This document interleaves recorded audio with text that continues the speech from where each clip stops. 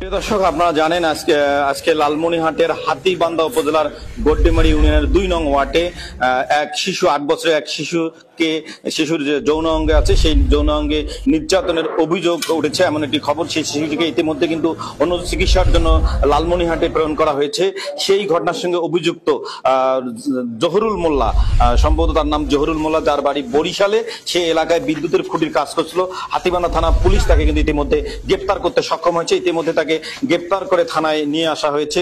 আপনার সেই দৃশ্য দেখাচ্ছে। আপনাকে জানিয়ে রাখি যে শিশু আসিয়াকে নিয়ে যখন সারা দেশ উত্তাল, যখন শিশু আসিয়াকে আমরা হারিয়েছি, ঠিক তখনই লালমনিরহাটের হাতীবান্ধার গড্ডিমারি ইউনিয়নের ২ নং ওয়ার্ড দোহানি এলাকায় ৭ বছরের এক শিশুর যৌন অঙ্গে নির্যাতনের অভিযোগ করেছে এই জহুরুল মোল্লার বিরুদ্ধে। আমরা জানতে পেরেছি যে ওই শিশুর মা বাড়িতে ছিল না। এই সুযোগ বুঝে সে বাড়ির ভেতরে ঢুকে সেই মেয়ের প্যান্ট খুলে তার যৌন অঙ্গে কোনো শক্ত জিনিস দিয়ে আঘাত করেছে, এমন একটি আমরা তথ্য নিশ্চিত হয়েছে। আমরা দেখছি যে তাকে ইতিমধ্যে হাতীবান্ধা থানায় নিয়ে আসা হয়েছে। হাতীবান্ধা থানা পুলিশ ইতিমধ্যে কিন্তু এই যৌন নির্যাতনের অভিযুক্ত জহুরুল মোল্লাকে গ্রেপ্তার করেছে। আমরা তার অন্য পরিচয় জানতে না পারলেও তার বাড়ি যে বরিশাল, এটুকু আমরা প্রাথমিকভাবে নিশ্চিত হয়েছি।